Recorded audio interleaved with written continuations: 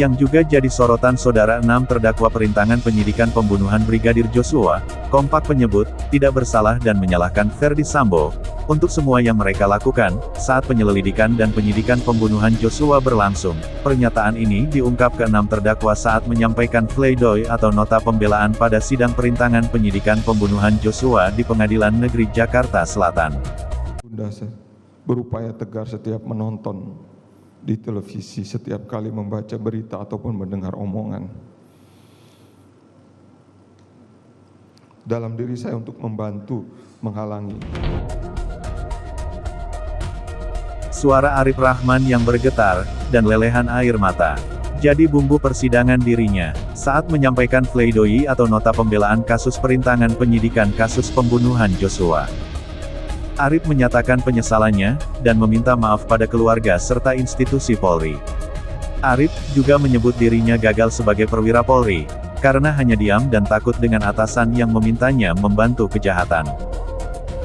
Saat itu atasan saya mendukung dan memberikan arahan untuk melaporkan ke petinggi Polri atau pejabat utama lainnya demi memohon perlindungan arahan dan dalam rangka pengungkapan fakta. Mungkin sejak saat itu saya lebih berani mengungkapkan hal yang saya ketahui. Namun hal itu tidak seideal yang saya bayangkan. Dan saya malah dihadapkan kepada saudara FS yang justru kemudian meminta menghapus file tersebut. Sementara Irfan Widianto menyebut, semua anggota Polri yang terlibat kasus ini, karena tertipu Ferdy Sambo. Irfan mengaku, awalnya tidak tahu peristiwa pembunuhan Brigadir Joshua. Dirinya mengatakan, mendatangi TKP karena menjalankan tugas membantu Divisi Propak Polri. Irfan menambahkan, hanya Ferdy Sambo yang tahu peristiwa pembunuhan tersebut. Dan semua anggota polisi telah tertipu. Kami bahkan petinggi Polri lainnya yang mengetahui pada awalnya bagaimana peristiwa ini terjadi. Hal ini telah terdukung, baik dari proses peradilan yang sudah berjalan hingga pemberitaan di media, bahwa hanya Bapak Ferdy Sambo lah yang mengetahui peristiwa yang sebenarnya terjadi. Semua orang tertipu oleh Bapak Ferdy Sambo. Atas dasar informasi yang sesat tersebut, kami semua ikut terjerumus dalam badai besar ini.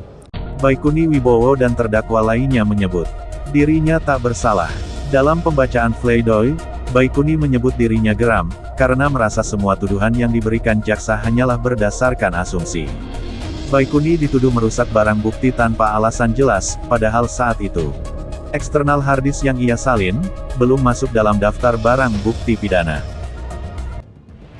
Semua tuduhan yang dibebankan kepada saya hanya berdasarkan asumsi. Tidak ada satu dasar yang logis. Jika mau melihat fakta, maka hubungan saya dengan Ferdy Sambo, yaitu hubungan kedinasan antara atasan dan bawahan, tidak memiliki kedekatan secara pribadi.